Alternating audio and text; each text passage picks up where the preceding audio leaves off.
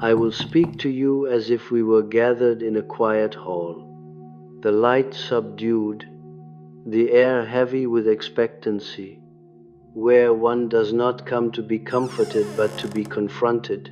What I am about to describe is not a strategy, not a technique, and certainly not a moral instruction. It is a psychological event that occurs whether you approve of it or not. Once certain inner conditions are met, you have already felt its approach. That is why you are listening. There comes a moment in certain lives when withdrawal happens without drama. No argument announces it. No final speech marks the exit. Something far more unsettling takes place. The psyche simply ceases to deliver what it has been unconsciously supplying for years.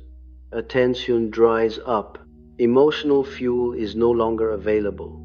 The individual does not decide this in the way the ego imagines decisions. It happens the way sleep arrives when the body is exhausted, or the way a dream ends when its image has been fully seen. From the outside, this looks like coldness, indistance, indifference. From the inside, it feels like an invisible hand finally releasing its grip. This is the moment that terrifies the narcissistic structure and destabilizes the family shadow system. Because both depend on a very specific psychological economy, they do not survive on love as you understand it. They survive on circulation, on flow, on a continuous movement of psychic energy from certain individuals toward others. When that circulation stops, the system does not protest politely, it begins to collapse. To understand why, you must first abandon the sentimental misunderstanding of narcissism. The narcissist is not simply someone who loves themselves too much. That is a superficial description, useful only to the ego that wants to judge. Psychologically, the narcissistic personality is organized around a central emptiness, a wound formed early, often before language, where the experience of being mirrored, seen, and safely held did not occur. Around this absence, a compensatory structure forms. It demands reflection from the outside world because it cannot generate it from within. The narcissist does not seek admiration out of vanity, but out of necessity. It is oxygen. The family shadow operates in a similar way, though it is collective rather than individual. Every family develops a shadow, a shared unconscious agreement about what must not be seen, named, or felt. This shadow requires guardians. Often these guardians are the most sensitive members of the system, the ones who feel too much, notice too much, and therefore become responsible for carrying what others cannot bear. They become the emotional regulators, the absorbers of tension, the translators of unspoken conflicts. They are praised for being understanding, strong, or the mature one, while quietly being drained. You may recognize yourself here. For years, perhaps decades, you have been participating in this economy without knowing it. You believed you were being kind, loyal, loving, or simply yourself. In reality, you were serving as a psychic conduit. Your attention, empathy, guilt, and self-doubt were being harvested to stabilize others who had never learned to stabilize themselves. This arrangement persists not because it is healthy, but because it is familiar. The unconscious prefers familiarity over health every time. Withdrawal, when it comes, is not an act of rebellion, it is an act of psychic self-regulation. The psyche has a wisdom that precedes the ego's morality. When it determines that a pattern has become destructive, it does not ask for permission. It simply begins to turn away. You stop explaining. You stop offering emotional reassurance. You stop reacting, not because you are trying to punish anyone, but because the inner well has gone dry, and it has gone dry for a reason. The narcissist experiences this withdrawal as annihilation. They may not use such words, but the reaction tells the truth. Panic emerges first, often masked as rage or contempt. The sudden absence of reflection forces them to confront what has always been there, the void. Without your responsiveness, they are left alone with an internal silence that feels unbearable. This is why they escalate. They provoke, accuse, dramatize, or suddenly declare undying love.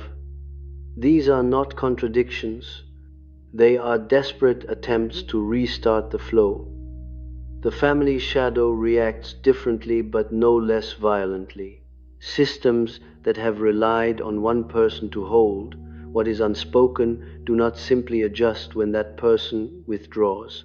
The unprocessed material begins to surface.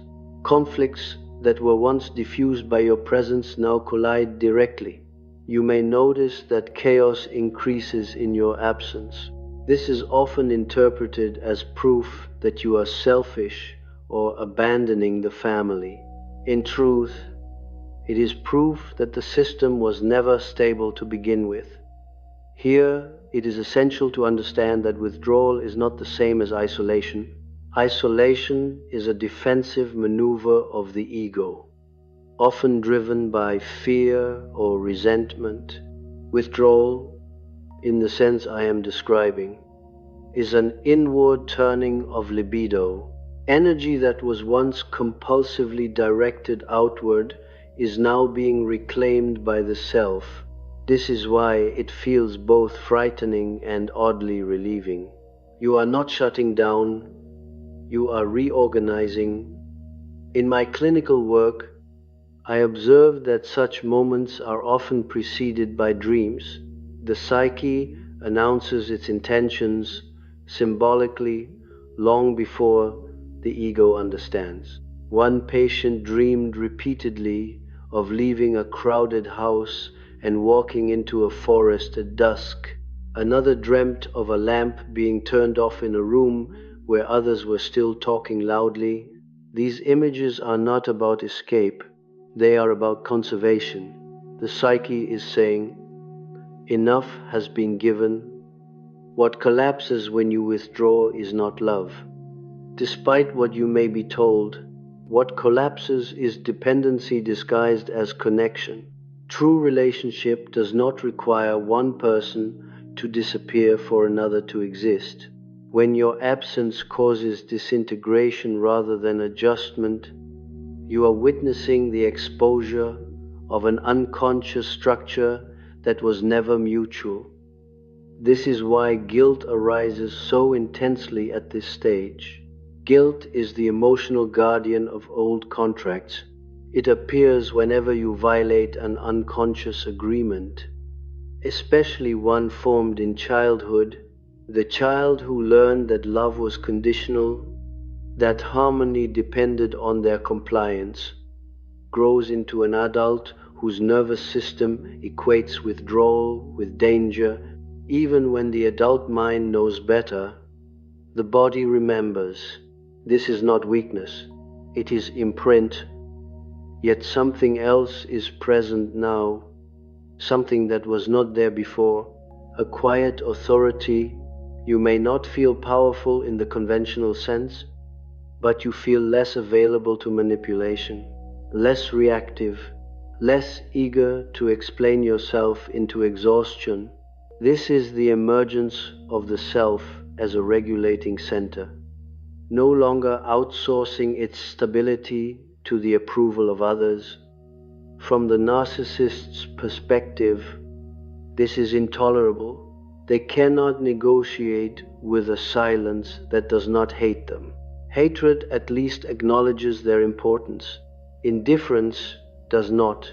From the family shadow's perspective, your withdrawal feels like betrayal because it forces each member to encounter their own unintegrated material.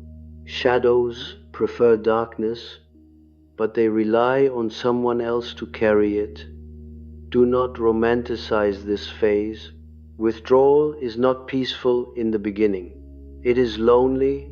It strips away roles that once gave you identity. You may wonder who you are without the constant mirroring of others' needs. This question is not a crisis. It is an initiation. The psyche dismantles what is no longer viable before it reveals what is possible. If you remain present to this process without rushing to repair what is collapsing, something remarkable happens. The systems that depended on your unconscious participation either transform or dissolve. Some individuals will fall away entirely. Others may, for the first time, begin to develop an inner life of their own. This outcome is not yours to control. Your task is narrower and more difficult: to tolerate the anxiety of not intervening. Withdrawal, in its deepest sense, is not a rejection of others, but a return to oneself. It is the moment the psyche refuses to be fragmented any longer. And when that refusal becomes steady, when it no longer needs to justify itself, the old structures have no choice but to reveal what they truly were. This is only the beginning of what unfolds when the flow of unconscious supply stops. There is much more to say about what emerges in its place, and about the transformations that follow once the shadow is forced into consciousness rather than delegation. When the psyche withdraws its energy from a system that has depended on it unconsciously, the first reaction is rarely insight. More often, it is confusion.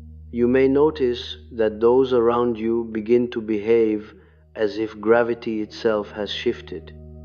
What once held now fails to bind. Old phrases lose their power. Emotional hooks no longer catch. It is here that the deeper dynamics reveal themselves, not through explanation, but through reaction. You must understand that the narcissistic personality and the family shadow are not threatened by your anger as much as they are threatened by your neutrality. Anger is still engagement. Anger still confirms that the bond, however distorted, remains alive. Neutrality is something else entirely.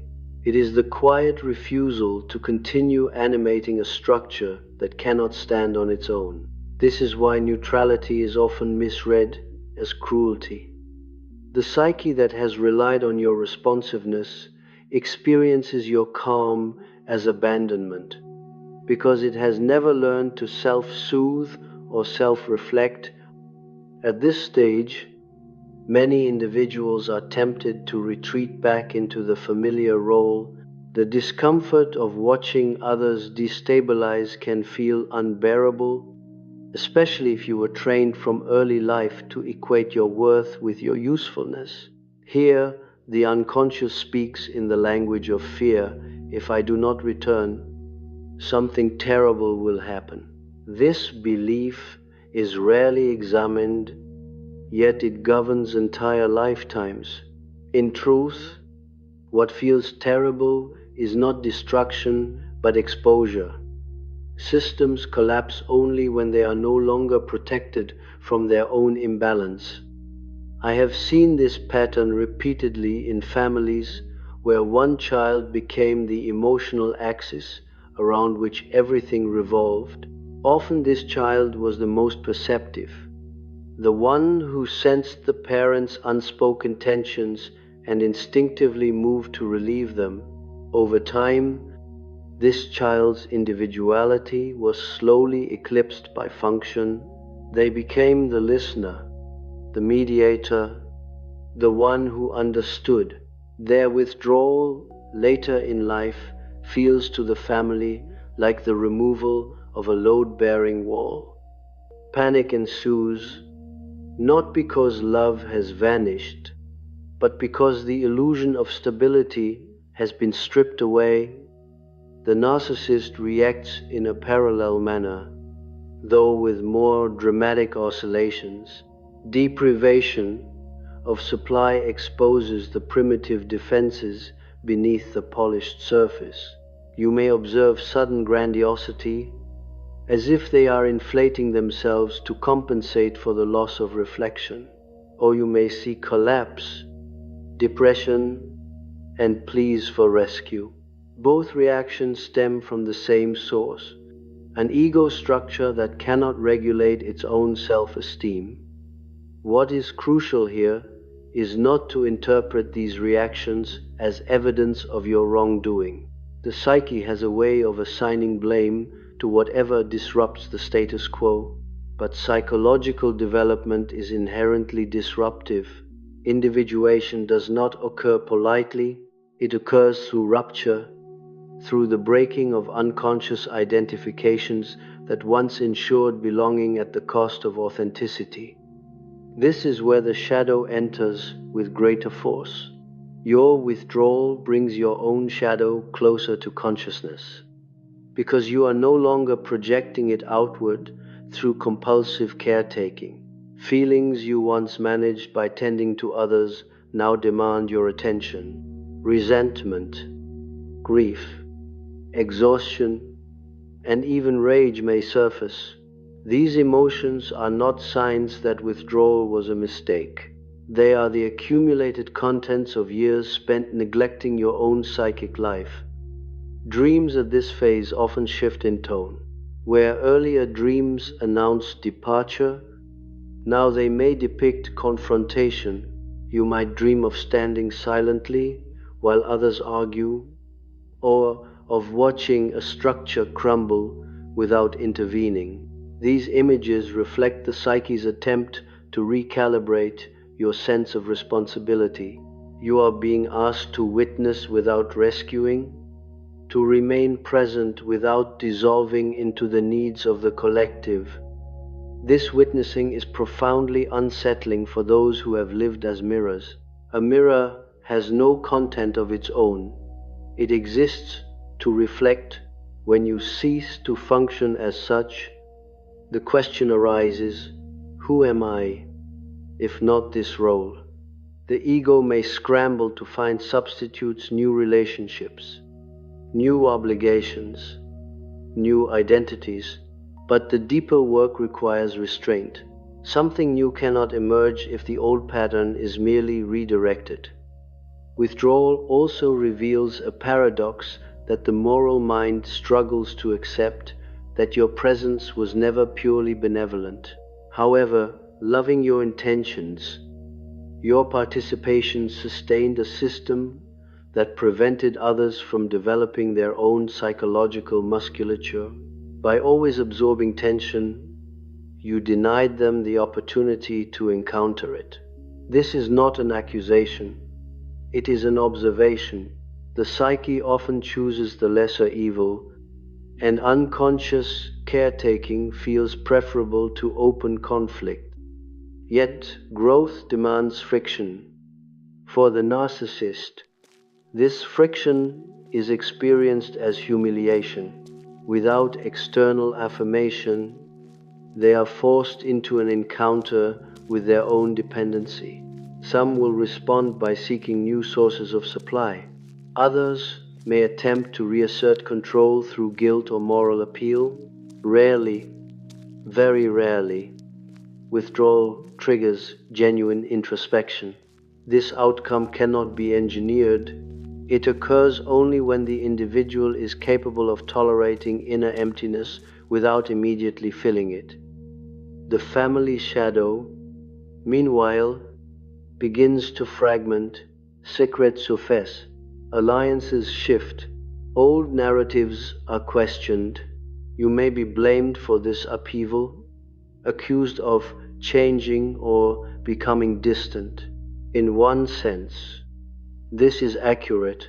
You have changed, but not in the way they imagine. You have stopped serving as a container for what the system refuses to integrate. Here it is vital to distinguish between responsibility and omnipotence.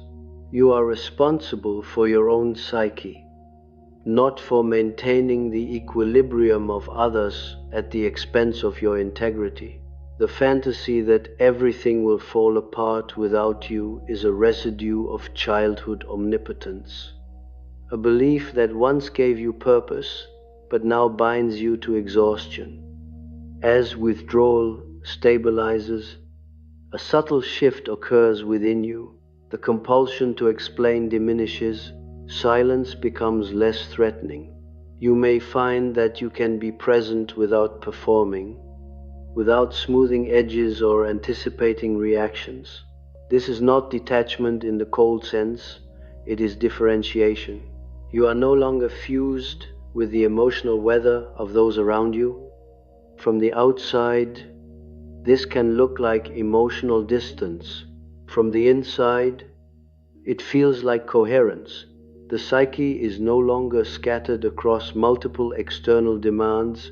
Energy returns inward, fueling reflection, creativity, and a sense of inner continuity that may have been absent for most of your life. This return is not dramatic. It does not announce itself with certainty or confidence. It unfolds quietly, often accompanied by doubt, yet it carries a distinct quality, a refusal to betray oneself in order to preserve an illusion. Once this refusal takes root, the collapse of narcissistic and familial shadow structures is not something you cause.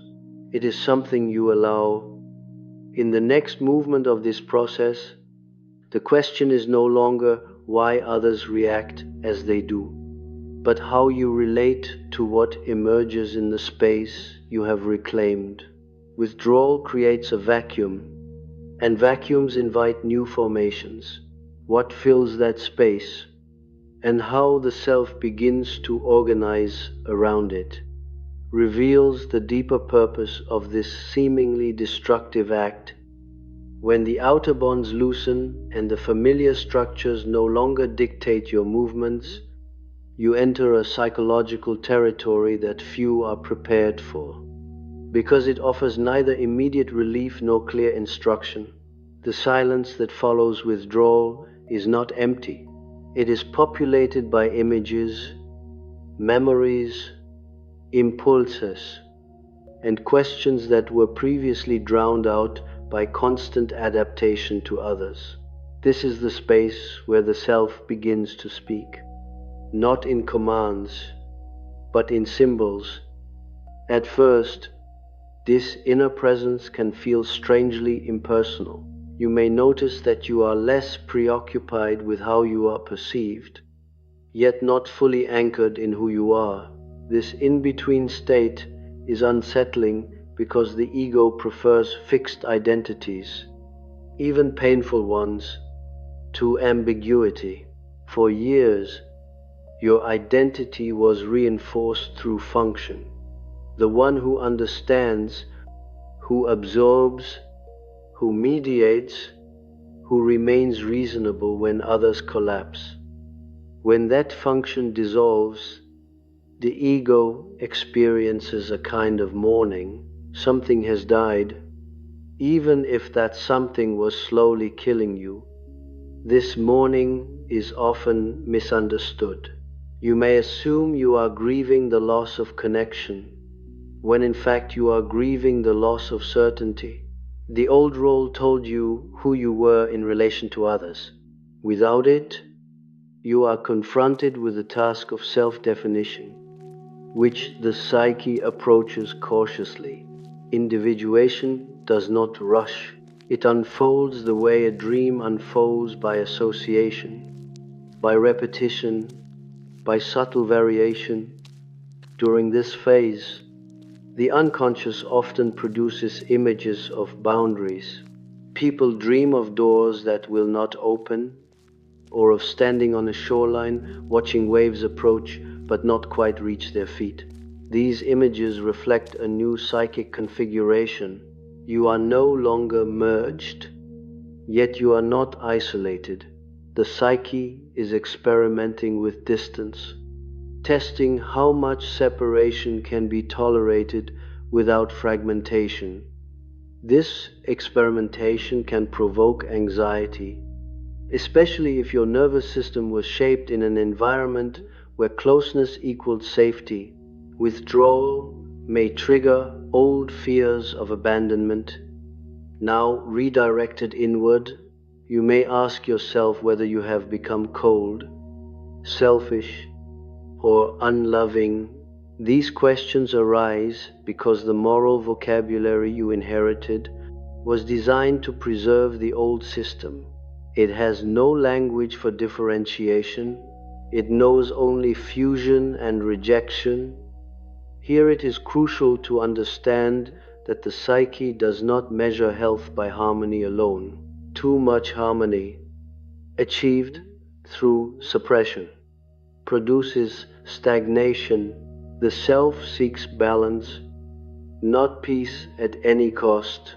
When you withdraw from unconscious supply, you are not choosing conflict, but you are allowing it to exist where it already was, instead of carrying it for others.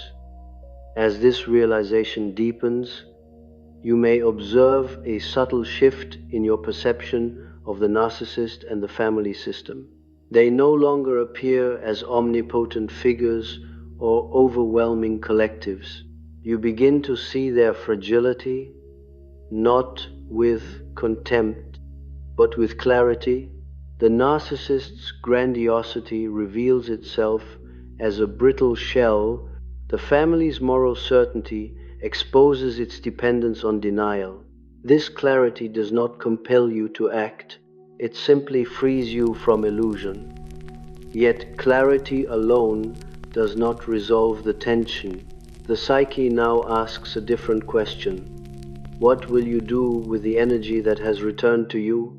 Energy, once reclaimed, demande expression. If it is not given a form, it can turn inward destructively, manifesting as depression or self-criticism. This is why withdrawal must eventually be followed by reorientation.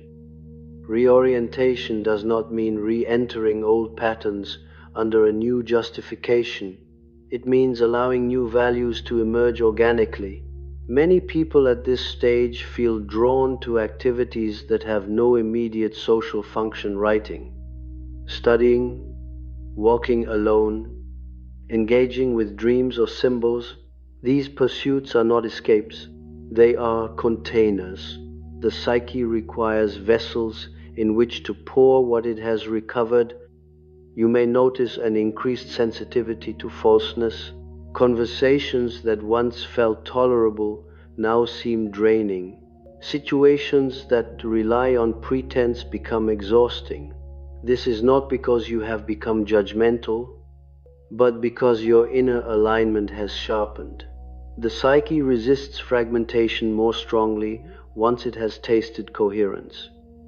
For the narcissist, this phase is particularly destabilizing. They may attempt one last escalation, sensing that their influence is slipping beyond recovery. This can take the form of sudden vulnerability, dramatic confession, or moral accusation. These gestures are not meaningless, but they are often strategic rather than transformative. The narcissistic structure seeks to restore the previous economy of attention. What determines the outcome is not their behavior, but your response or lack of compulsive response. In the family system, a similar dynamic unfolds. Some members may attempt reconciliation by appealing to nostalgia or obligation. Others may harden, casting you as the problem in order to preserve the old narrative. This polarization is not a failure of withdrawal, it is its consequence. When unconscious agreements dissolve, consciousness must choose sides. Neutrality is rarely tolerated by systems built on fusion. At this point, many individuals feel tempted to justify themselves, to explain their inner process in hopes of being understood. This impulse is natural, but often misguided. The psyche does not integrate through explanation alone. Words cannot substitute for lived change. Those who are capable of meeting you as a differentiated individual will adjust without requiring extensive justification.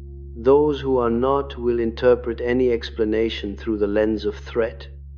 Here, restraint becomes a form of wisdom.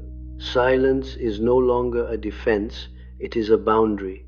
By not over-explaining, you allow others to encounter the limits of their projections. You also protect the fragile emergence of your own inner authority, which can easily be undermined by premature exposure. As this authority consolidates, you may experience moments of unexpected calm, not happiness exactly, but a steadiness that does not depend on external validation. This steadiness signals that the self is beginning to function as an inner center of gravity. Decisions feel less reactive. You are less compelled to fix what is not yours. The psyche begins to trust itself. This trust is not blind. It coexists with doubt and uncertainty, but it carries a different quality than the anxiety of the past. It is not the fear of collapse, but the awareness of responsibility. You are now responsible for what you do with your life energy, not for maintaining the psychic equilibrium of others. The collapse of narcissistic and familial shadow structures, seen from this perspective, is no longer tragic. It is tragic only if one believes that unconsciousness must be preserved at all costs. From the standpoint of individuation, collapse is a precondition for reorganization. What cannot survive without exploitation was never sustainable. As you move further into this terrain, the central question shifts once again. It is no longer about withdrawal, nor about resistance. It becomes a question of integration, how to live in relation to others without surrendering the inner axis you have found. This question marks the threshold of a more mature form of relatedness, one that does not rely on sacrifice or domination. What emerges next is not a return to the old world, but an encounter with relationship on entirely different terms. And it is here, beyond collapse, that the deeper work truly begins. When the psyche has withdrawn its projections and reclaimed its scattered energy, it stands before a task that is more demanding than withdrawal itself, the task of relation without self-erasure. This is the moment where many individuals falter, not because they wish to return to the old patterns, but because the new configuration has no inherited map. The unconscious offers no ready-made script for a life no longer organized around compensation. You may notice that contact with others now feels slower. There is a pause where there was once immediate response. This pause is not hesitation born of fear, but a listening inward. The self has become a reference point, and every movement outward is now measured against it. This is why you may speak less, yet with greater precision. You are no longer improvising your presence to fit the emotional demands of the room. You are inhabiting it, This change unsettles those who knew you only through your function. Some will attempt to re-establish the old dynamic by intensifying emotional cues, urgency, accusation, nostalgia. Others will retreat, sensing that access is no longer guaranteed. Neither reaction requires correction. They are responses to a boundary that was never consciously acknowledged before. Here it becomes clear that relationship, in its mature form, is not sustained by constant availability, but by mutual containment. To contain another psychologically does not mean to absorb their emotions. It means to remain present without being overtaken. This capacity emerges only when one has learned to contain oneself. Without this inner container, empathy becomes flooding, and intimacy becomes intrusion. You may feel, at times, a strange grief for those you can no longer accompany in the way you once did. This grief is not evidence of failure. It is the recognition that certain forms of closeness were built on imbalance. True closeness requires two centers, not one center and one satellite. When this condition cannot be met, distance is not cruelty, it is reality. The narcissist, if still present in your orbit, now faces a choice. Either they develop an inner capacity for self-reflection, or they seek elsewhere what they cannot generate. This choice is not yours to influence. Attempts to guide or rescue at this stage would only recreate the old economy under a more sophisticated guise. The most respectful position is often the most restrained one. Within the family, the long-term effects of your withdrawal and differentiation may take years to unfold. Some members may gradually assume responsibilities they once avoided. Others may cling to resentment as a way of preserving coherence. You may never receive acknowledgement for the role you played or the cost you bore. Individuation rarely comes with applause. It comes with solitude, and later with a quieter form of belonging. As your inner axis strengthens, you may find yourself drawn to relationships that are less intense but more real. There is less drama, less urgency, less fusion. At first, this can feel anticlimactic. The psyche, accustomed to extremes, must learn to appreciate equilibrium. Over time, this steadiness reveals itself as freedom. You are no longer needed in order to exist. Dreams at this stage often depict movement in open spaces, fields, roads, skies. These images signal a widening of psychic horizon. The ego is no longer confined to a single narrative or role. Possibility returns, not as fantasy, but as choice. You can move toward others without losing yourself, and away from them without guilt. It is important to understand that withdrawal does not eliminate the shadow, it changes your relationship to it. The shadow, once carried for others, now becomes your own responsibility. This is not a burden, it is a grounding. By owning your aggression, your limits, your capacity to say no, you prevent these forces from operating unconsciously through sacrifice or resentment. What collapses when you withdraw is not family, not relationship, not even love. What collapses is the illusion that connection requires self-betrayal. The narcissist and the family shadow depended on that illusion. Once it dissolves, a different order becomes possible, though it may not include the same cast of characters.